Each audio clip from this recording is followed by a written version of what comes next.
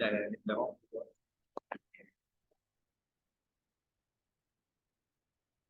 There's a new one.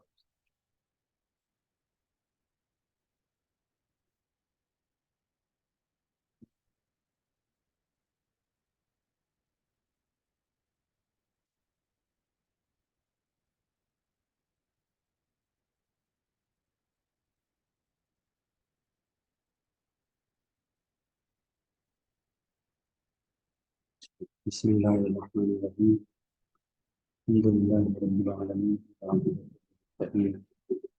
والصلاة والسلام على أشرف الأنبياء والمرسلين أما بعد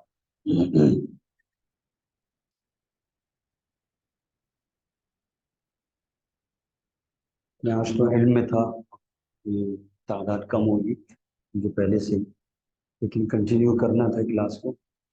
تو جو بڑی حدیث ہے جساسہ کی حدیث، جسے ہم نے تفصیل کے ساتھ پڑھنا ہے انشاءاللہ تعالی، تو وہ اگلے ہفتے ہوگی انشاءاللہ. اور اگلے ہفتے کچھ چند ایک نئے لوگ بھی آئیں گے. تو آج میں نے جو ہے اس جساسہ والی حدیث سے پہلے دو تین اور حدیثیں ہیں یہاں امام مسلم رحمہ اللہ نے دجال سے متعلق نقل کی ہیں، تو وہ حدیثیں آگے پڑھتے ہیں. ٹھیک ہے، بسم اللہ الرحمن الرحیم. تو باب جو قائم کیا گیا ہے وہ ہے باب فی خروج الدجال، دجال کے نکلنے کا بیان. دجال جب نکلے گا یا دجال جب ظاہر ہوگا اللہ کی طرف سے بطور آزمائش، تو دجال کے نکلنے کا بیان. وہ مکفی فی الارض، مکفی یا مکفی، اور اس کا ٹھہرنا جو بھی زمین میں ہوگا اس کا بیان. وہ نزول عیسیٰ، اور عیسیٰ علیہ السلام کے نزول کا بیان. تو اس سلسلے میں حدیث ہے صحابی رسول عبداللہ بن عمر رضی اللہ تعالی عنہما، یا عبداللہ بن عمر بن عاص ہیں رضی اللہ عنہما. تو یہ اصل میں ان کی روایت، لیکن جو بیان کرنے والے راوی ہیں وہ ہیں یعقوب بن عاصم بن عروہ بن مسعود الثقفی. یعنی یعقوب بن عاصم یہ تابعی ہیں، یہ اپنا واقعہ بیان کر رہے ہیں کہ میں اللہ کے نبی کے صحابی عبداللہ بن عمر کے پاس بیٹھا ہوا تھا. تو اس وقت ان کے پاس ایک آدمی آیا اور آ کر ان سے چند ایک باتیں کہنے لگا، کرنے لگا. تو اس موقع پر پھر عبداللہ بن عمر رضی اللہ عنہ نے جو باتیں ارشاد فرمائی تھی وہ ہیں اس حدیث کے اندر. تو یہ یعقوب بن عاصم جو ہیں یہ کہتے ہیں کہ سمعت عبد اللہ بن عمر، میں نے عبداللہ بن عمر رضی اللہ عنہ سے اس وقت سنا. وجاءہ رجل، جب ان کے پاس ایک آدمی آیا، میں وہیں بیٹھا ہوا تھا. فقال، اور وہ آدمی آ کے کہنے لگا کہ اے عبداللہ بن عمر، ما هذا الحدیث، یہ کیا حدیث ہے، الذی تحدث به، جو حدیث آپ بیان کر رہے ہیں ادھر ادھر لوگوں کو، اور میں نے بھی لوگوں سے سنا ہے کہ آپ نے ایسے ایک حدیث بیان کی ہے، یہ کیا آپ لوگوں کے سامنے بیان کرتے کرتے. ٹھیک ہے. تو تقول، آپ یہ بیان کر رہے ہیں کہ ان الساعۃ تقوم، بے شک قیامت قائم ہوگی، الی کذا و کذا، اس طرح اور اس وقت میں. حالانکہ قیامت کا علم صرف اور صرف اللہ کے علاوہ کسی کے پاس بھی نہیں. ٹھیک ہے. قیامت کا علم، یسألونک عن الساعۃ ایان مرساها فیما انت من ذکراها. ٹھیک ہے. اور ان اللہ عنده علم الساعۃ، قیامت کا علم صرف اور صرف اللہ کے پاس ہے. تو وہ شخص آ کے ان سے کہتا ہے آپ یہ کیا حدیث بیان کر رہے ہیں جس میں آپ یہ بتا رہے ہیں کہ بھائی قیامت فلاں فلاں وقت میں. تو یہ تو علم اللہ کے علاوہ اور کسی کے پاس بھی نہیں. اصل میں لوگوں کا ایسا ہوتا ہے کہ سنی سنائی بات آگے آگے آگے جب چلتی رہتی ہے نا تو وہ کیا ہوتی ہے اور کیا بنے. عبداللہ بن عمر رضی اللہ عنہ نے کیا بیان کی تھی اور یہ بات کیا بن گئی. اب ان کے ذہن میں کیا ہے کہ جی ہمیں آپ سے سنا ہے کہ آپ ایسے ایسے حدیث بیان کرتے ہیں کہ قیامت فلاں فلاں وقت میں قائم ہو جائے. عبداللہ بن عمر رضی اللہ عنہ کو غصہ ہے، حالانکہ انہوں نے ایسی کوئی بات بیان نہیں کی. تقول، آپ یوں کہتے ہو ان الساعۃ تقوم الی کذا و کذا، قیامت فلاں فلاں وقت میں قائم ہو جائے گی. فقال، تو عبداللہ بن عمر کہنے لگے سبحان اللہ. یہ جو سبحان اللہ انہوں نے بولا، یا راوی کو شک ہے، یا ایک روایت میں آتے ہیں انہوں نے کہا لا الہ الا اللہ. یہ اس وقت بندہ بولتا ہے جب اس کو تکلیف کوئی پہنچی ہو، کوئی بات بری لگی ہو، کوئی ناگوار ناخوشگوار واقعہ اس کے ساتھ ہو، تو اس بندے نے آ کے جب یہ اس طرح سے کہا تو ان کو برا لگا کہ میں نے جب ایسی کوئی بات کہی نہیں اور میری طرف یہ باتیں منسوخ ہو رہی ہیں، لوگوں میں پھیل رہی ہیں. تو اس لیے انہوں نے کیا کہا سبحان اللہ، اللہ پاک ہے. او، یا پھر راوی کہتے ہیں یہ لفظ ہے لا الہ الا اللہ. او، یا پھر راوی کہتے ہیں کلمتن نحواہما، یا ان دونوں جیسا کوئی اور کلمہ کا، یا ان دونوں جیسا کوئی اور بات کہی، کوئی اور کلمہ. ان دونوں جیسا کیا مطلب؟ یعنی عبداللہ بن عمر رضی اللہ تعالیٰ عنہ کو اس شخص کی بات ناگوار گزری، آپ کو تکلیف ہوئی، اور تکلیف کے موقع پر یا تو آپ نے سبحان اللہ کہا، یا لا الہ الا اللہ کہا، یا ان جیسا اور کوئی کلمہ. ٹھیک ہے، تکلیف کیوں ہوئی؟ ٹھیک ہے، آپ ابھی آئیں تو بتا دیتا ہوں کہ عبداللہ بن عمر رضی اللہ عنہ صحابی رسول ہیں، اور یہ بڑے جلیل القدر صحابی ہیں عبداللہ بن عمر رضی اللہ تعالیٰ عنہ. ان کے والد ہیں عمر بن عاص رضی اللہ تعالیٰ، وہ بھی بہت بڑے صحابی، جلیل القدر صحابی. یعنی یہ باپ اور بیٹا دونوں محدث. اور عبداللہ بن عمر بن عاص کی بھی بہت سی روایات احادیث میں موجود ہیں، اور عمر بن عاص رضی اللہ عنہ کی بھی بہت ساری احادیث میں، یعنی کتب احادیث میں موجود ہیں. اور یہ عبداللہ بن عمر بن عاص یہ وہی صحابی ہیں جن کے بارے میں سنن نبی داؤد کے اندر ایک تعارف میں نوٹ چلے پیش کرنے، یہ صحابی کا بھی معلومات ہونی چاہیے. یہ وہی صحابی ہیں عبداللہ بن عمر بن عاص رضی اللہ عنہ کہ جن کے بارے میں ابو داؤد کے اندر حدیث ہے، وہ خود کہتے ہیں کہ من کنت اکتب من رسول اللہ صلی اللہ علیہ وسلم، میں اللہ کے نبی صلی اللہ علیہ وسلم کی ہر بات لکھ لیا کرتا تھا. جو بھی بات، کسی نے مجھے ٹوکا کہ بھائی آپ نبی علیہ السلام کی ہر بات کیوں لکھ لیتے. اچھا، یہاں سے محدثین نے کتابت حدیث نبی علیہ السلام کے دور میں ہی ثابت کیا ہے، کیونکہ بہت سارے منکر حدیث ہیں، وہ تو کہتے ہیں کہ حدیثیں تو 400 سال کے بعد جا کے لکھی گئی ہیں، جبکہ احادیث نبی علیہ السلام کے دور میں بھی لکھی جاتی تھی. نبی علیہ السلام جو بھی بات فرماتے تھے، جو صحابی لکھنا جانتا تھا اور اس کے پاس اگر وسائل ہوتے تھے تو وہ احادیث کو لکھا کرتا تھا. جیسے کہ یہ حدیث ہے، عبداللہ بن عمر بن عاص یہ کاتب حدیث صحابی کہلاتے ہیں، انہوں نے بہت سی احادیث لکھی. اس لیے ان کا ایک صحیفہ ہے، عبداللہ بن عمر بن عاص کا ایک باقاعدہ طور پہ ایک صحیفہ بھی موجود ہے. بلکہ عبداللہ بن عمر بن عاص رضی اللہ عنہ کے بارے میں تو محدثین کی آپس میں باتیں ہیں. بعض محدثین کہتے ہیں کہ سب سے زیادہ روایت کرنے والے صحابی، احادیث روایت کرنے والے صحابی کون ہیں؟ ابو ہریرہ رضی اللہ تعالیٰ عنہ. اور بعض محدثین یہ بھی کہتے ہیں کہ سب سے زیادہ روایت کرنے والے صحابی کون ہیں؟ عبداللہ بن عمر بن عاص رضی اللہ عنہ. اور اس کی وجہ یہ تھی کہ نبی علیہ السلام کی ساری احادیث لکھ لیا کرتے تھے. ٹھیک ہے، تو عبداللہ بن عمر بن عاص رضی اللہ عنہ نے اپنا لکھا ہوا سارا، جو بھی ان کا سارا ڈیٹا تھا نبی علیہ السلام کی احادیث تھی، وہ سب کا سب ظاہر نہیں کیا. ان کے ہی صحیفہ کو صحیفہ صادقہ کہا جاتا ہے، الصحیفۃ الصادقہ.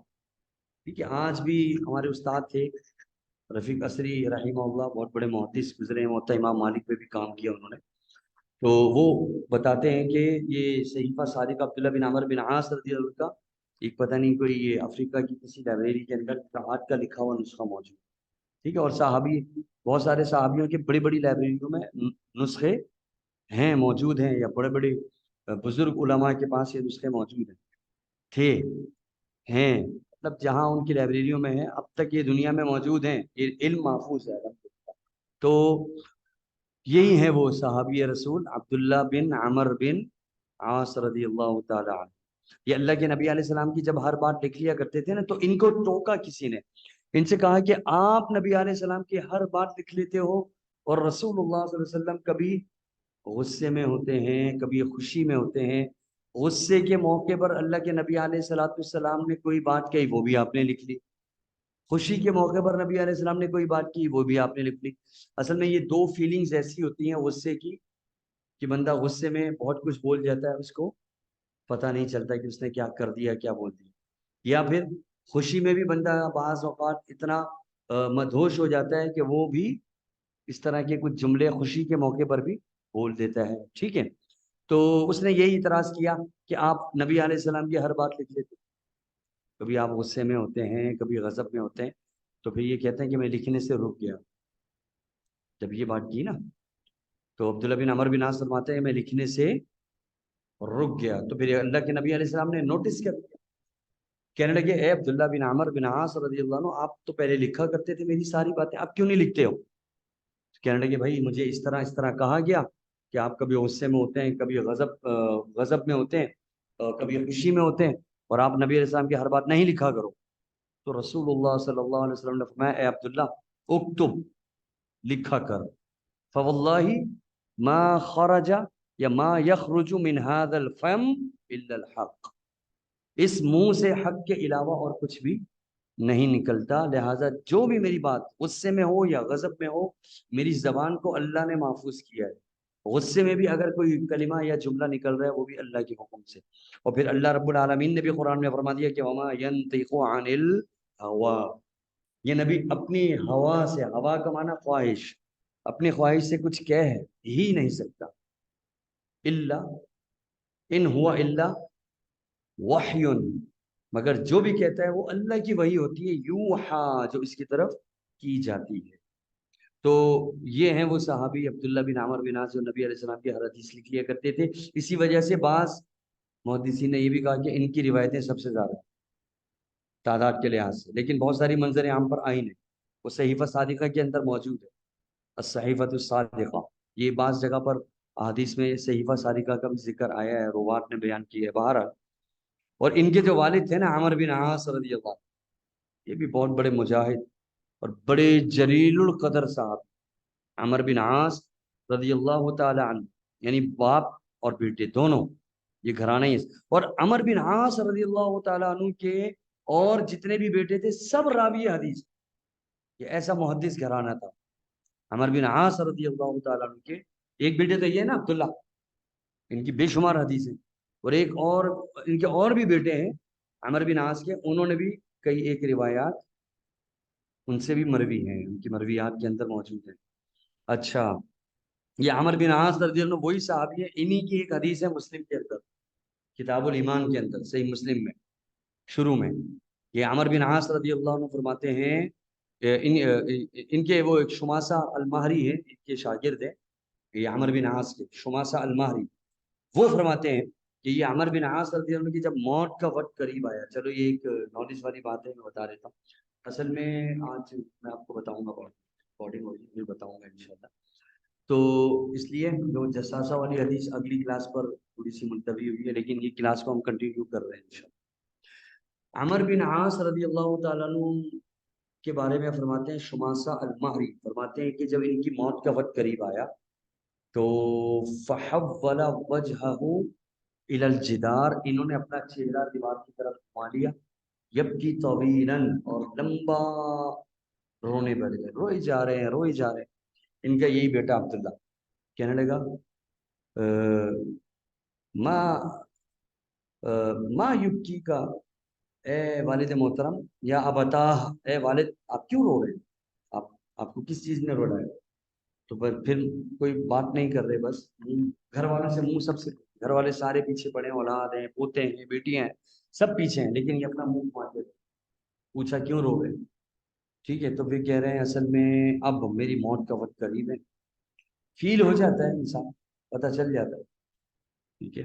اور تو انہوں نے کہا کہ میرے سامنے میری زندگی کا پورا منظر آ گیا، اور یہ ایک ہے بندہ جب موت کے قریب پہنچتا ہے نا تو پھر اس کی پوری زندگی کا ایک منظر اس کے سامنے آ جاتا ہے، اس کا بچپنا، اس کی جوانی، اس کا بڑھاپا، اس نے کس طرح وقت گزارا، یہ سب پوری ایک ریل چل جاتی ہے اس کے سامنے۔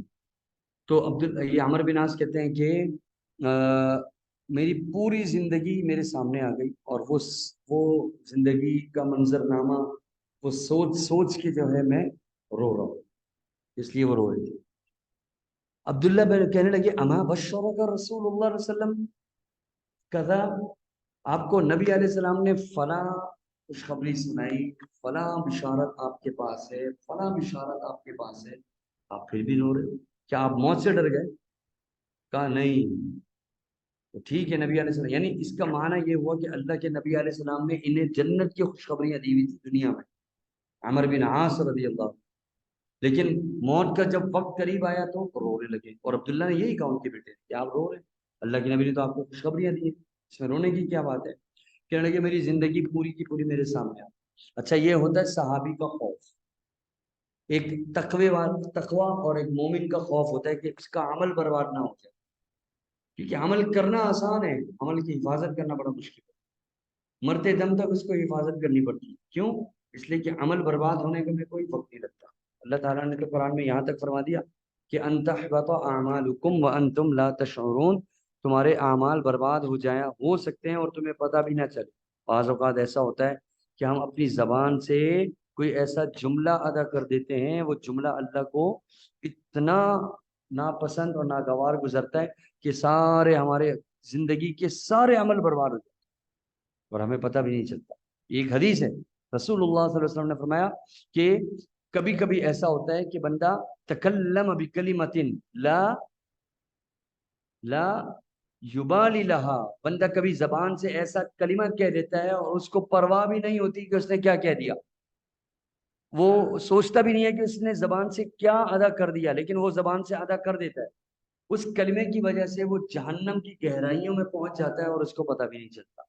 اور بعض دفعہ بندہ اپنی زبان سے کوئی ایسا کلمہ ادا کر دیتا ہے، اس کلمے کو بھی وہ اتنا بڑا نہیں سمجھتا، لیکن وہ کلمہ اللہ کو اتنا پسند آتا ہے کہ وہ جنت میں پہنچ جاتا ہے۔ ٹھیک ہے، تو یہ زبان ہی ہے جو آپ کو ادھر بھی لے جا سکتی ہے اور ادھر بھی لے جا سکتی ہے۔ تو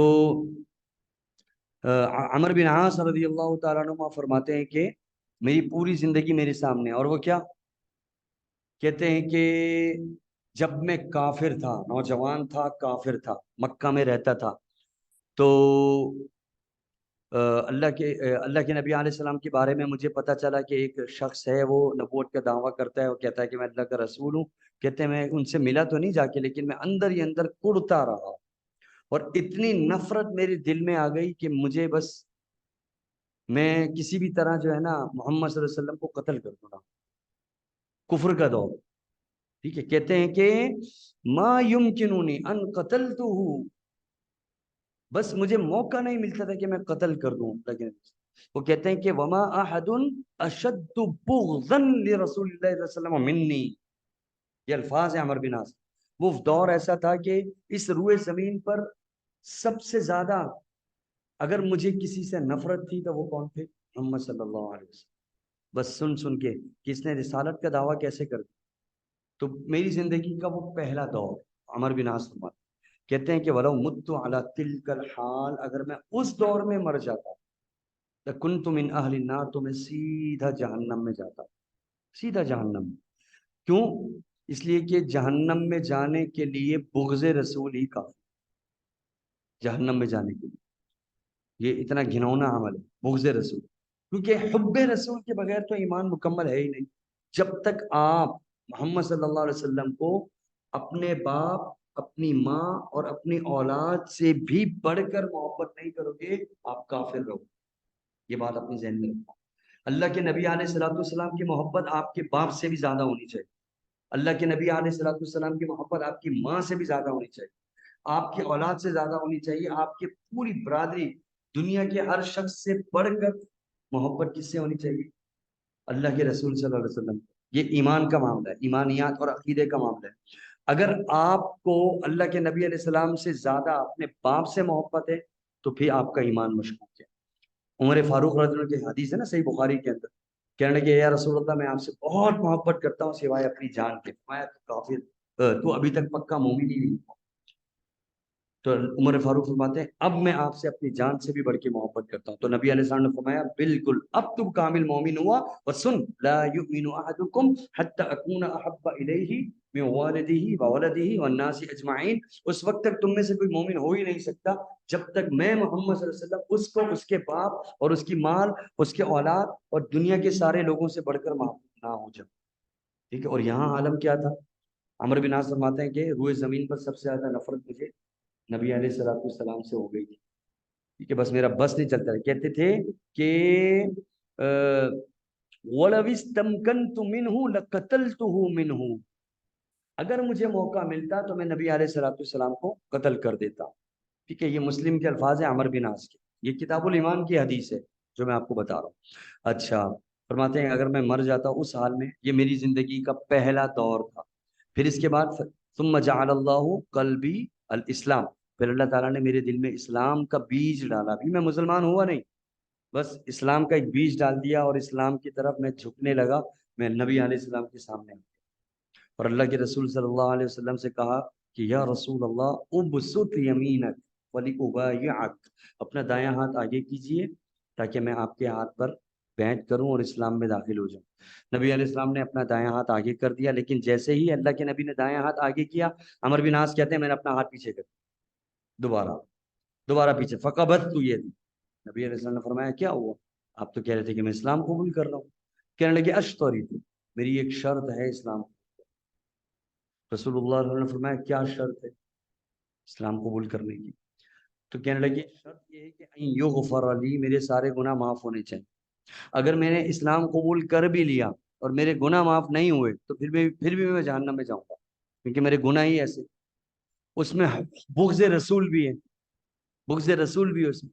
اگر میں نے اسلام قبول کیا اور میرے گناہ ہی معاف نہیں ہوئے تو کوئی فائدہ نہیں ہے نا. یا تو میرے گناہ معاف ہو تب میں اسلام قبول کروں گا, تب اس کا اثر بھی ہو. تو یہ شرط ہے میری کہ میری گناہ معاف ہونے چاہیے. ان یغفر لی. تو رسول اللہ صلی اللہ علیہ وسلم نے فرمایا ہاتھ آگے بڑھاؤ, بیعت کرو. اما علمت ان الاسلام یہدی ما کان قبلہ. کیا تجھے پتہ نہیں ہے کہ جب بندہ اسلام قبول کرتا ہے تو اسلام قبول کرنے سے پہلے اس کے جتنے بھی بڑے بڑے پہاڑوں جیسے گناہ ہوں, اللہ تعالیٰ اسلام کی برکت سے اس کے سارے گناہوں کو تباہ و برباد کر دیتا ہے اور اس کے گناہ سارے کے سارے معاف ہو جاتے ہیں. تیری شرط قابل قبول ہے, لہذا تو اپنا ہاتھ آگے کر. کہتے ہیں کہ بس میں نے نبی علیہ الصلوۃ والسلام کے ہاتھ پر بیعت کی اور اسلام کے اندر داخل ہو گیا. اور جیسے ہی میں اسلام میں داخل ہوا تو میرے زندگی کا دوسرا دور شروع ہو گیا. پہلا دور تو کفر کا تھا نا, اور اس دور کے بارے میں کیا کہتے ہیں, اگر میں اس حال میں مر جاتا تو میں کہاں جاتا؟ جہنم. پھر یہ میرا دوسرا دور شروع ہوا اسلام کا. اب فرماتے ہیں کہ اب روئے زمین پر مجھے محمد صلی اللہ علیہ وسلم سے بڑھ کر کوئی محبوب نہیں. وما احد احب الی من رسول اللہ صلی اللہ علیہ وسلم منی. اللہ کے نبی علیہ السلام سے بڑھ کر روئے زمین پر مجھے اور کسی سے بھی محبت نہیں تھی. اور میں آپ سے اتنی محبت کرتا تھا, کہتے عمر بن عاص فرماتے ہیں کہ میں نے کبھی بھی اللہ کے نبی علیہ الصلوۃ والسلام کو ایسے آنکھ اٹھا کے دیکھا نہیں. جیسے ہی آپ پر میں اپنی نظریں اٹھاتا میری نظریں جھک جاتی. فرماتے ہیں کہ وہ حدیث کے الفاظ ہیں کہ وَلَوْ سُئِلْتُ أَنْ أَصِفَهُ, اگر مجھ سے پوچھا جائے کہ اللہ کے نبی علیہ الصلوۃ والسلام کی صفات میں بیان کروں, آپ کا چہرہ کیسا تھا, آپ کی داڑھی کیسی تھی, آپ کے بال کیسے تھے, اگر مجھ سے پوچھا جائے ما اتقتو, تو میں وہ آپ کی صفات بیان نہیں کر سکتا. لِأَنِّي لَمْ أَكُنْ أَمْلَأَ عَيْنَيَّ مِنْهُ, اس لیے کہ میں نے کبھی نبی علیہ السلام کو نظر بھر کے نہیں دیکھا. اجلالًا لَهُ, آپ کے جلال, آپ کی پرسنالٹی, آپ کے روح اور آپ کی ہیبت کی وجہ سے میں نے کبھی بھی اللہ کے نبی علیہ السلام کو نظر بھر کے نہیں دیکھا. حالانکہ نبی علیہ السلام کتنے شفیق, کتنے نرم دل, کتنے با اخلاق, اور کبھی بھی انس بن مالک رضی اللہ عنہ فرماتے ہیں کبھی بھی اللہ کے نبی علیہ الصلوۃ والسلام نے مجھے جھڑکا تک نہیں. حالانکہ کئی سالوں تک میں نبی علیہ السلام کی خدمت کرتا رہا, بچپن سے لے کر, نہ مجھے کبھی مارا, نہ مجھے کبھی ڈانٹا, نہ مجھے کبھی برا بھلا کہا. یہ انس بن مالک رضی اللہ تعالی عنہ کا بیان ہے. اور ایک اور صحابی فرماتے ہیں کہ کبھی بھی میں نے نبی علیہ السلام کی زبان سے لا نہیں سنا. لا کا معنی نہیں, یعنی میں نے جب بھی نبی علیہ السلام سے کوئی مطالبہ کیا آپ نے وہ مطالبہ میرا پورا کیا. جب بھی میں نے آپ سے کوئی چیز مانگی آپ نے کبھی لا نہیں کہا, کبھی منع نہیں کیا. لیکن آپ کی دعوت میں سب سے پہلے کون سا جملہ ہے؟ لا۔ حالانکہ یہ وہ ہیں محمد صلی اللہ علیہ وسلم جنہوں نے کبھی بھی اپنی زبان سے کبھی لا نہیں کہا، لیکن جب سب سے پہلی دعوت دی لوگوں کو تو کیا کہا؟ قولوا لا الہ الا اللہ تفلحوا تملک العرب والعجم، کیونکہ یہ والا جو لا ہے نا، اس لا کی تلوار ہی آپ کو بچائے گی اور کفر کے پر خچے اڑائے گی، یہ والے لا کی تلوار۔ حالانکہ آپ کبھی لا بولنے والے نہیں تھے، لیکن عقیدے میں سب سے پہلے لا الہ، کوئی معبود نہیں ہے الا اللہ سوائے، تو یہ تھے محمد رسول اللہ صلی اللہ علیہ وسلم۔ لیکن فرماتے ہیں کہ میں نے کبھی بھی اللہ کے نبی علیہ الصلوۃ والسلام کو آپ کے رونق کی وجہ سے نظر بھر کے نہیں دیکھا۔ فرماتے ہیں کہ اگر میں اس حال میں مر جاتا تو سیدھا جنت میں جاتا۔ پھر نبی علیہ السلام اس دنیا سے چلے گئے، پھر اس کے بعد وقت گزرتا گیا، پھر میری زندگی کا تیسرا دور شروع ہو گیا۔ فرماتے ہیں اب تیسرے دور کے اندر مجھے پتہ نہیں ہے کہ میرے وہ اعمال برقرار ہیں یا نہیں ہیں، کہیں میرے عمل تو ضائع نہیں ہو گئے، میں اللہ کو کیا منہ دکھاؤں گا، اور بس اس لیے دیوار کی طرح منہ کر کے رو رہا ہوں۔ یہ وہ صحابی ہیں جنہوں نے نبی علیہ السلام کے پیچھے نمازیں پڑھی، خود نبی علیہ السلام نے جنہیں جنت کی بشارت دی تھی، یہ وہ صحابی ہیں۔ لیکن ان کو کتنا خوف ہے، اور اللہ تعالیٰ نے فرمایا نا قرآن میں کہ عباد الرحمن وہ ہوتے ہیں کہ جو اللہ سے اس کی رحمت کی امید بھی رکھتے ہیں، لیکن ساتھ ساتھ ڈرتے بھی رہتے ہیں کہ کہیں ہمارے عمل برباد نہ ہو جائیں۔ ہر وقت صحابہ کرام کو یہی ڈر رہتا تھا، اسی کو تقویٰ کہتے ہیں۔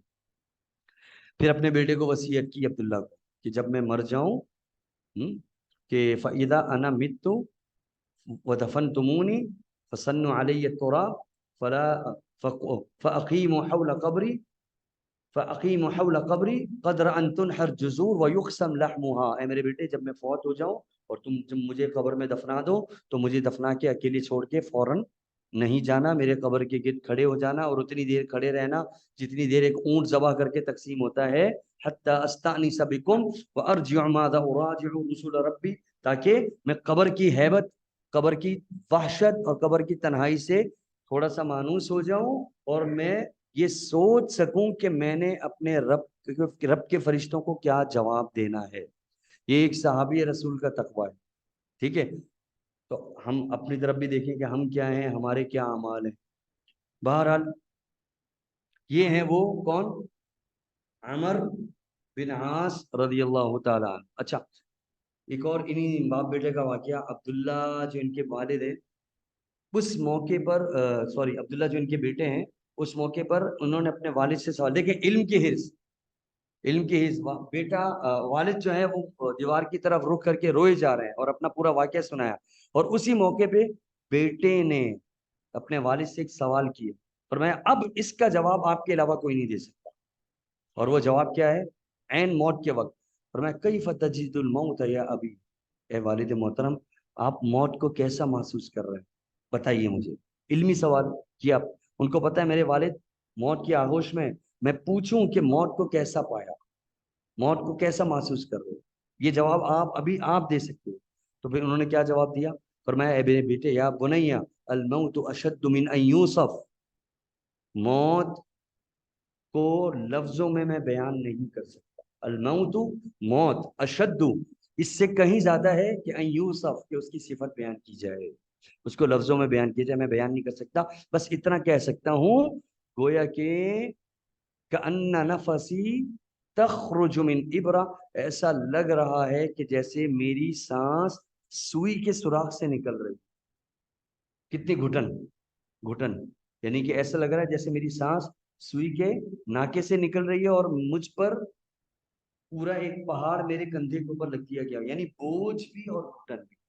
بس موت کو اس لفظوں میں بیان کر سکتا ہوں، باقی اس سے زیادہ اور میں بیان نہیں کر سکتا۔ تو یہ ہیں عبداللہ بن عمر بن عاص اور ان کے والد عمر بن عاص رضی اللہ تعالی عنہ۔ احادیث تو یہ بہت بیان کرتے تھے، لیکن لوگ جب نیگیٹو سوچتے ہیں نا تو پھر وہ بولتے ہیں کہ جی عبداللہ نے تو یہ حدیث بیان کی، عبداللہ نے تو یہ حدیث بیان کی۔ تو یہ جو صحابی ہیں یعقوب بن عاصم، یہ کہتے ہیں کہ میں عبداللہ کے پاس بیٹھا ہوا تھا رضی اللہ تعالی عنہ، تو ایک آدمی آیا اور آ کر کہنے لگا ما هذا الحديث الذي تحدث به، یہ کیا حدیث آپ بیان کرتے رہتے ہو؟ تقولوا، آپ کہتے ہو کہ ان الساعه تقوم الى كذا وكذا، کہ قیامت جو ہے وہ فلا فلا وقت میں جو ہے وہ قائم ہوگی، فلاں فلاں وقت میں قائم ہوگی قیامت کا علم تو اللہ کے پاس ہے، آپ کیسے ایسے حدیث بیان کر سکتے ہو؟ انہوں نے کہا سبحان اللہ، بولا کیا تھا اور لوگوں نے آگے بیان کیا کیا، ٹھیک ہے، ان کو تکلیف ہوئی تو انہوں نے کہا سبحان اللہ، او قال، یہ راوی کہتے ہیں لا الہ الا اللہ کہا شاید، کیونکہ تکلیف کے موقع پہ ہمیں سبحان اللہ، لا الہ الا اللہ، اللہ اکبر، یہ باتیں کہنی چاہیے۔ اگر کوئی تکلیف پہنچے، اگر کوئی ٹھوکر لگ جائے، کوئی کانٹا چپ جائے، ہاں، کوئی پریشانی ہو جائے تو کیا کہنا چاہیے؟ سبحان اللہ، بسم اللہ، لا الہ الا اللہ، ٹھیک ہے، اللہ اکبر، انا للہ و انا الیہ راجعون، یہ لفظ کہنے چاہیے۔ یہ نہیں کہ بعض لوگوں کی عادت ہوتی ہے ذرا سی ٹھوکر لگ گئی تو منہ پہ گالی آ جاتی، اس کا یہ، اس کا وہ، یہ کیا ہو گیا، ٹھیک ہے، یا لائٹ چلی گئی، ستیہ ناس ہو کے سی والوں کا، اور یہ اور وہ، اور بس زبان ہماری جو ہے وہ، کیونکہ زبان کے الفاظ نوٹ ہوتے ہیں، ٹھیک ہے، ما یلفظ من قول الا لدیہ رقیب عتید، اللہ تعالیٰ قرآن میں فرماتا ہے کہ انسان کی زبان سے کوئی لفظ ایسا نہیں نکلتا مگر وہاں ایک نگہبان بیٹھا ہوا ہے جو لکھ رہا ہے، ٹھیک ہے، تو ہر موقع پر زبان کی حفاظت ضروری ہے۔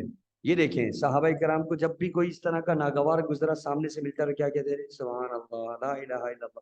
اللہ کے نبی علیہ السلام بھی ایک مرتبہ، صحیح بخاری کی حدیث ہے نا، اور صحیح مسلم میں بھی ہے، ایک مرتبہ نیند سے بیدار ہوئے اور آپ بڑے غم کے عالم میں تھے، انہوں نے کیا کہا؟ لا الہ الا اللہ ویل للعرب من شر قد اقترب، انہوں نے بھی، نبی علیہ السلام نے یہ فرمایا، لا الہ الا اللہ، عرب کے لیے ہلاکت ہو ایک فتنے کی وجہ سے جو قریب آ گیا، آپ نے بھی اس موقع پہ لا الہ الا اللہ، ٹھیک ہے۔ اور ایک حدیث میں آتا ہے رسول اللہ صلی اللہ علیہ وسلم نے فرمایا کہ جب اللہ کے نبی علیہ الصلوۃ والسلام کے ایک صحابی تھے، ٹھیک ہے، وہ سواری پہ سوار تھے، صحابی سواری بدک گئی تو وہ نیچے گرے، تو پھر جب نیچے گرے سواری بدک گئی تو صحابی نے کہا تعیس الشیطان، تعیس الشیطان، شیطان کا بیڑا غرق ہو، شیطان کا ستیہ ناس ہو، جس طرح ہماری زبانوں کے اوپر اس طرح ہوتا ہے نا، ٹھیک ہے، گاڑی پنچر ہو گئی، ٹھیک ہے، اور زبان کے اوپر جو ہے نا وہ الفاظ آ جاتے ہیں، بجائے انا للہ پڑھنے کے بجائے، تو یہ اللہ کا ذکر کرنا چاہیے ہر حال کے اندر، اچھائی ہو یا برائی ہو، خوشی ہو یا غمی ہو۔ تو نبی علیہ الصلوۃ والسلام نے اس صحابی سے یہ بات سنا کہ تو نے تعیس شیطان کہا، فرمایا نہیں ایسے مت کہو، جب بھی تمہیں اس طرح کی کوئی تکلیف پہنچے، تمہاری سواری بدک جائے، سواری سے تمہیں کوئی تکلیف پہنچے تو فقل بسم اللہ، بسم اللہ پڑھا کرو۔ کیوں؟ آگے فرمایا نبی علیہ السلام نے، جب تو تعیس شیطان کہے گا تو شیطان تکابرا، اور پھوٹ جائے گا، بولے گا میرا حربہ کا، اس پر کوئی اثر نہیں پڑے گا، بلکہ وہ خوش ہوگا اور اتنا پھولے گا کہ انہو مثل البیت، ایسا ہو جائے گا جیسے بہت بڑا گھر، ایسا ہو جائے گا، یعنی اس کا کام ہو جائے گا نا، اس کا جو مقصد تھا وہ اس کی زبان کو گندا کرنا تھا انسان کی، اس نے کروا دیا۔ اور وَإِذَا قُلْتَ بسم اللہ، اور جب تو کسی بھی تکلیف کے موقع پہ بسم اللہ کہے گا تو تصاغرا، شیطان اتنا چھوٹا ہو جائے گا، اتنا چھوٹا ہو جائے گا جیسے مکھی کا سر ہوتا ہے، تو ایسا ہو جائے گا۔ اب تیرے ہاتھ میں ہے تو شیطان کو بڑا بنا دے یا اس کو ذلیل کر دے، تو پھر ذلیل کیسے ہوگا؟ اللہ کے ذکر سے۔ وہ ایک حدیث ہے نا، نبی علیہ السلام نے فرمایا شیطان جاثم علی قلب ابن آدم، شیطان ابن آدم کے دل پر ڈیرا جما کے بیٹھ جاتا ہے، جب بندہ اللہ کا ذکر کرتا ہے تو شیطان بھاگ جاتا ہے، خانہ سا لفظ آتے ہیں، شیطان بھاگ جاتا ہے، اللہ کے ذکر سے شیطان بھاگتا ہے۔ اچھا، تو یہاں پر بھی اب عمر بن عاص نے، عبداللہ بن عمر نے کیا کہا؟ سبحان اللہ یا لا الہ الا اللہ کہا، یا اس جیسا کوئی کلمہ کہا۔ پھر آگے انہوں نے کہا آئندہ کے بعد میں کوئی حدیث بیان، آئندہ کے بعد کوئی حدیث بیان، میں کہتا کچھ ہوں اور لوگوں میں کچھ اور پھیل جاتی۔ کہتے ہیں کہ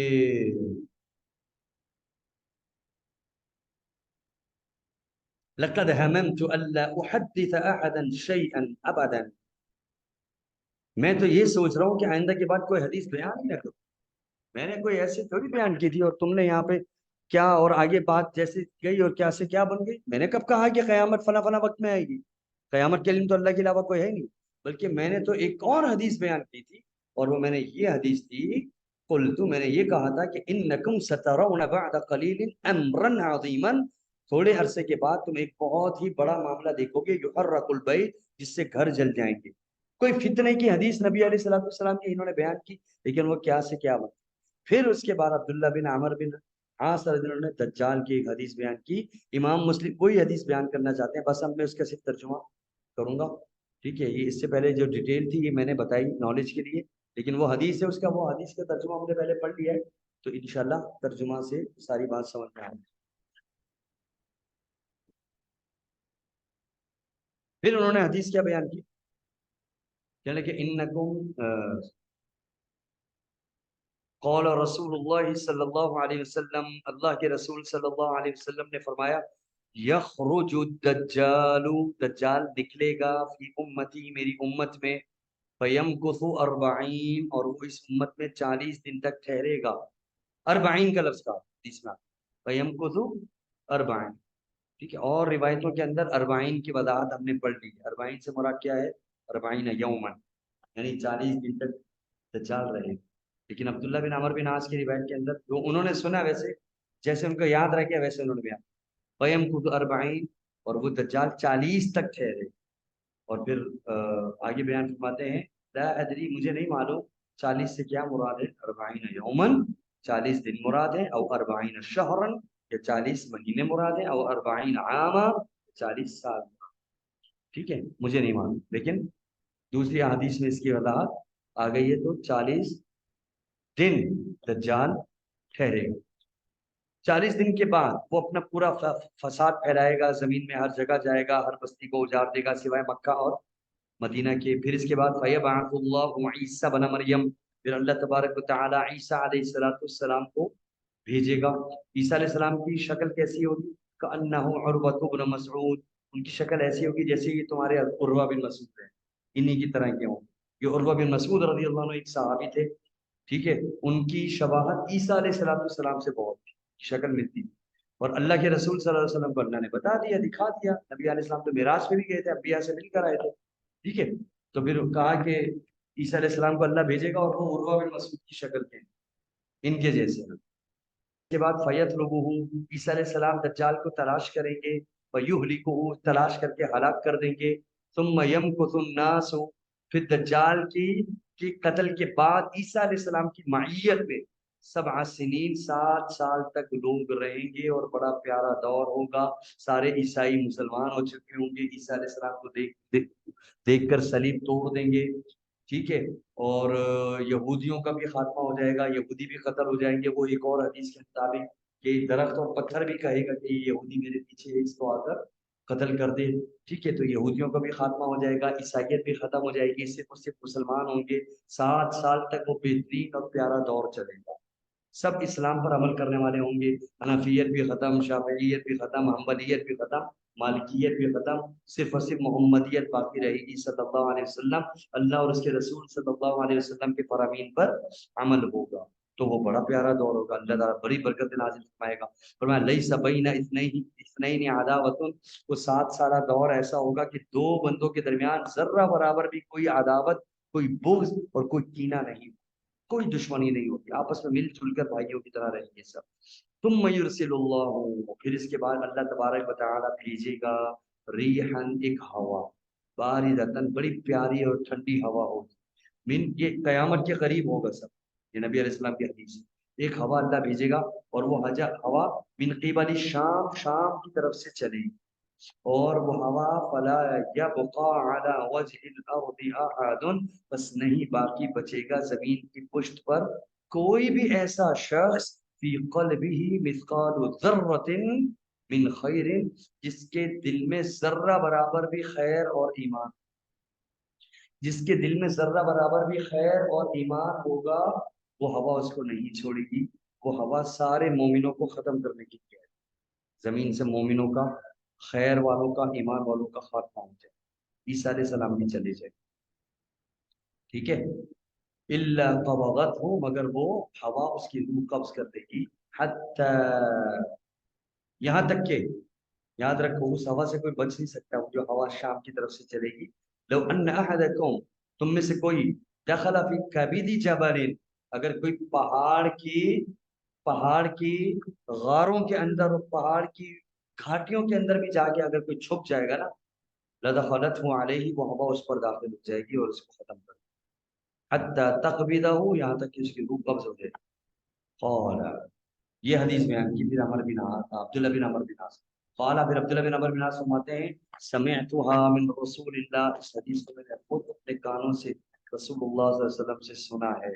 قال، نبی علیہ الصلوۃ والسلام فرماتے ہیں فیبقى شرار الناس، باقی کون بچے گا جب ہوا کے بعد؟ بدترین لوگ باقی بچیں گے فی خفت الطیر، جلد باز پرندوں کی طرح. پرندے دو طرح کے ہوتے ہیں، بعض پرندے بڑے گندے ہوتے ہیں، بعض پرندے بڑے عمدہ اور نفیس ہوتے ہیں. بعض پرندے بہت ہی تحمل مزاج ہوتے ہیں، ٹھیک ہے، اور بعض پرندے جلد باز. اور ہمیشہ وہ پرندہ جو جلد باز ہوتا ہے وہ نقصان اٹھاتا ہے، اور وہ پرندے جو تحمل مزاج ہوتے ہیں وہ فائدے میں رہتے ہیں. ٹھیک ہے، تو برے اور بدترین لوگ مومنوں کے بعد باقی بچیں گے اس دور میں. وہ کیسے ہوں گے؟ نبی علیہ السلام نے فرمایا فی خفت الطیر، جلد باز پرندوں کی طرح. جلد باز قسم کے لوگ کوئی کام صحیح طرح نہیں کریں گے، ہر کام بگاڑیں گے، اور زمین میں بگاڑ ہی بگاڑ پیدا ہو جائے گا، فساد ہی فساد پیدا ہو جائے گا ان کی وجہ سے. یعنی وہ جلد باز پرندوں کی طرح کے لوگ باقی رہ جائیں گے، اور وہ احلام السباع، اور بے عقل بے وقوف درندوں کی طرح. وہ درندہ جس کو کوئی عقل نہ ہو اور ہو وہ درندہ، تو وہ کتنا فساد مچائے گا. ٹھیک ہے، ایک شخص ہے اس کو پاور دی ہوئی ہے لیکن وہ سمجھدار ہے، اپنی طاقت کو بلا وجہ استعمال نہیں کرے گا. ٹھیک ہے، ہر چیز کو دیکھ کر ناپ کر اور تول کر استعمال کرے گا. لیکن اس کے بعد طاقت ہو اور اس کے اندر عقل نہ ہو تو پھر تو وہ تو اجاڑے گا ہی سب چیز. اور میں لوگ ایسے ہوں گے جلد باز پرندوں کی طرح اور بے وقوف درندوں کی طرح. ایسے لوگ پھر کیا وہ اس دور کے اندر پھیلائیں گے، اور کیا شر پھیلائیں گے. لا يعرفون معروفا ولا ينكرون منکرا، وہ نہ ہی کسی اچھائی کو اچھائی سمجھیں گے، نہ کسی برائی کو برائی سمجھیں گے. اور پھر کیا ہوگا؟ شیطان فائدہ اٹھائے گا کہ یہ پرلے درجے کے بے وقوف لوگ ہیں. فَيَتَمَثَّلُ لَهُمُ الشَّيْطَانُ، شیطان ان کے لیے بھیس بدل کر آئے گا، کسی بزرگ کی شکل میں آئے گا. فَيَقُولُ، کہے گا اَلَا تَسْتَحْيُونَ، تمہیں شرم نہیں آتی، تم بتوں کی عبادت نہیں کر رہے ہو. ٹھیک ہے، اب ہوں گے یہ بے وقوف و جلد باز لوگ. یا اَلَا تَسْتَجِيبُونَ، تم میری بات کیوں نہیں مان رہے ہو. یا تو اَلَا تَسْتَحْيُونَ ہے یا اَلَا تَسْتَجِيبُونَ ہے. اگر جیم کے نیچے سے نقطہ، یعنی ایک نقطے کا فرق ہے، جیم کے نیچے اگر نقطہ نہیں ہے تو یہ لفظ ہوگا اَلَا تَسْتَحْيُونَ، پھر ترجمہ ہوگا کیا تم حیا نہیں کرتے کہ تم بتوں کی عبادت نہیں کر رہے ہو. یا پھر اگر نقطہ ہو تو پھر وہ ہاں نہیں ہوگا، وہ جیم. تو پھر کیا ہوگا؟ اَلَا تَسْتَجِيبُونَ، کیا تم میری بات کا جواب نہیں دیتے، میری بات نہیں مانتے، میں تمہیں کہہ رہا ہوں کہ بتوں کی عبادت کرو. تو پھر کیا ہوگا؟ تم وہ فیقولون، وہ لوگ کہیں گے اچھا بھائی آپ کیوں ہمیں ایسے کہہ رہے ہو کہ حیا نہیں کرتے اور بات نہیں مانتے. فما تأمرون، آپ کیا کہہ رہے ہو، آپ کیا حکم کہتے ہو، آپ کا کیا آرڈر ہے. فیأمرهم بعبادۃ الاوثان، تو شیطان ان کو حکم دے گا بتوں کی عبادت کرنے کی. وهم فی ذلک دار رزقهم، وہ بتوں کی عبادت کریں گے، ان کا رزق اور کشادہ ہو جائے گا، ان کی روزی بڑھ جائے گی، برکتیں نازل ہونے لگی. تو وہ لگی ہاں واقعی ہم تو بے وقوف تھے، ہم نے بتوں کی عبادت پہلے کیوں نہیں کی. دیکھو بتوں کی عبادت سے کتنی برکتیں نازل ہوتی ہیں. کیوں؟ اس لیے کہ جب اللہ نے کسی قوم کو تباہ کرنا ہوتا ہے نا تو پھر اللہ تعالیٰ اس کو اس کی سرکشی میں اور بڑھا دیتا ہے. وہ سمجھتا ہے بس یہ جو عمل تھا یہی اسی کی کمی تھی، میں نے اب تک یہ عمل کیوں نہیں کیا. اور یمدہم فی طغیانہم یعمہون، قرآن میں بھی اللہ نے یہ بیان. پھر اس کے بعد حسنا عیشہم دار رزقہم، ان کا رزق کشادہ ہو جائے گا، ان کی حسنا عیشہم، ان کی زندگی خوبصورت ہو جائے گی. اللہ سور پھونک، اللہ کے حکم سے سور پھونکا جائے گا. ثم ينفخ في الصور، سور میں پھونکا جائے گا. فلا يسمع احد الا اصغى ليتا ورفع ليتا، وہ سور کوئی نہیں سنے گا اس سور کی آواز مگر وہ فوراً ہی سور کی آواز سن کر گر پڑے گا. جیسے ہی گرے گا پھر دوسرے ہی لمحے وہ دوبارہ سے اٹھ بھی جائے گا. گرنا ضروری ہے. کل نفس ذائقۃ الموت، ہر شخص نے موت کا مزہ چکھنا ہے. تو جو اس وقت جب سور پھونکا جائے گا زندہ ہوں گے، وہ سور جب پھونکا جائے گا تو وہ گر جائے گا، بس وہ موت آ گئی، اللہ کا وعدہ پورا ہو. پھر دوسرے لمحے وہ اٹھ جائیں گے کیونکہ میدان معاشر.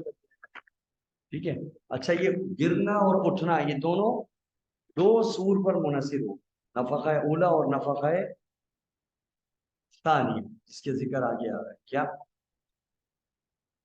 اللہ کے نبی علیہ السلام نے فرمایا وہ اول من یسمعہ رجل پہلا سور سب سے پہلے جو بندہ سنے گا وہ آدمی ہوگا یلوت حوض ابلی جو اپنے اپنے اونٹ کے حوض کو درست کر رہا ہوگا اس کو لیپ رہا ہوگا اس کو صحیح سالم کر رہا ہوگا یعنی لوگ اپنے اپنے کاموں میں لگے ہوں گے ان کو وہم و گمان میں بھی نہیں ہوگا ادھر سور پھونکا جائے گا اور ان کے کام وہیں دھرے کے دھرے رہے تو وہ اپنے اونٹ کا حوض جو ہے وہ صحیح کر رہا ہوگا سب سے پہلے وہ شخص ہوگا اور پھر اس کے بعد فیس کو وہ بے ہوش ہو کے گر پڑے گا یعنی مر جائے گا فیس کو ناس پھر بعد میں سارے دنیا میں اس وقت جو لوگ موجود ہوں گے وہ بھی سارے پہلے سود کے بعد مر جائیں گے سارے بے ہوش ہو جائیں گے مر جائیں گے ثم پھر یرسل اللہ بھیجے گا اللہ مطرن ایک بارش بھیجے گا کأنہ الطل اب الدل وہ بارش کیسی ہوگی جیسے شبنم اوس پڑ رہی ہوتی ہے نا اس طرح کی بارش ہے اور وہ بارش سب پہ برسے گی ہلکی ہلکی فوار ٹائپ کی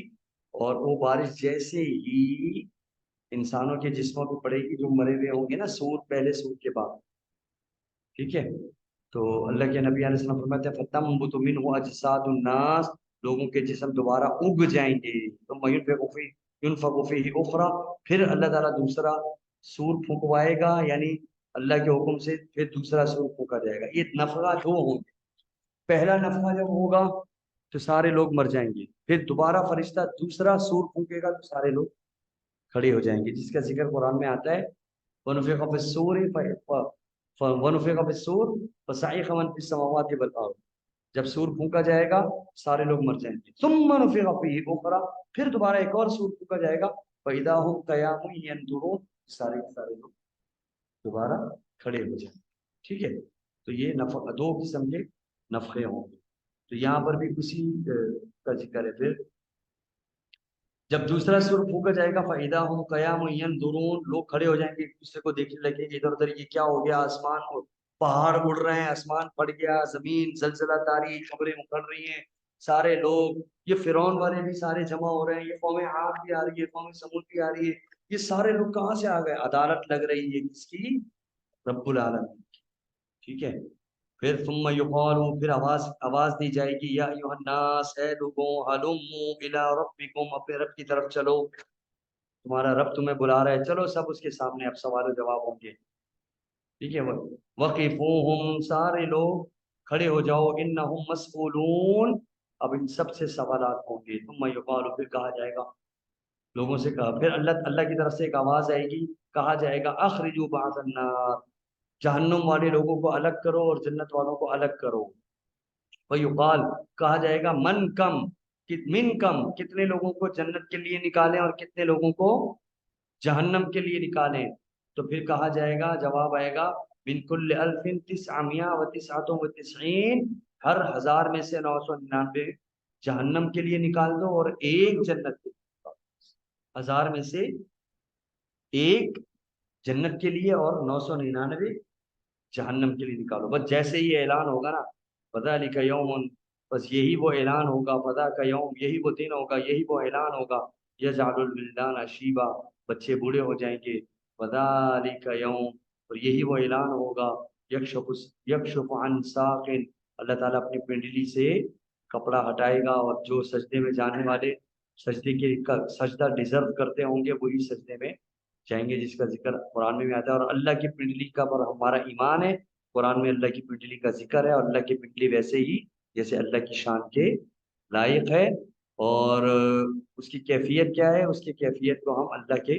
سپرد کرتے ہیں ہاں پنڈلی کا معنی معلوم ہے اور اس معنی پر ہمارا ایمان ہے ہم اس معنی کی تعبیر نہیں کرتے نہ ہی اس معنی کی تعطیل کرتے ہیں معنی معلوم ساق کا معنی پنڈلی اور یہ معنی اللہ کے لیے ثابت ہے اور اس کی کیفیت اللہ کے سپرد ہے ویسے ہی ہے کما یلیق بشان ہی جیسے اللہ کی شان کے ٹھیک ہے یہ حدیث یہاں پر پوری ہوئی انشاءاللہ تعالی اب آگے جو ہیں وہ اسی معنی کی حدیثیں ہیں الگ الگ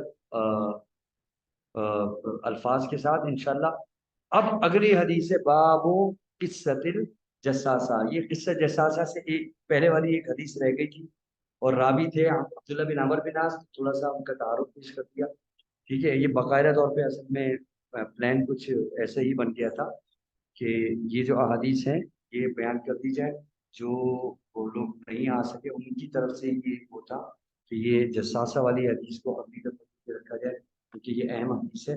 تو یہ پوری حدیث جساسہ والی صحیح مسلم کی دعوت فتن میں ہے، یہ انشاءاللہ رب العالمین آئندہ جو ہے مکمل تفصیل کے ساتھ انشاءاللہ تعالی بیان کی جائے گی جساسہ والی، اور اس کے بارے میں جو بھی چند ایک باتیں ہیں، ضروری باتیں ہیں، تشریحات کے حوالے سے، تفصیلات کے حوالے سے، ٹھیک ہے، اور دور حاضر کے حوالے سے وہ باتیں بھی انشاءاللہ تعالی حتی الوسع رکھی جائیں گی انشاءاللہ تعالی۔ اقول قولی ھذا استغفر اللہ لی ولکم وآخر دعوانا ان الحمد للہ رب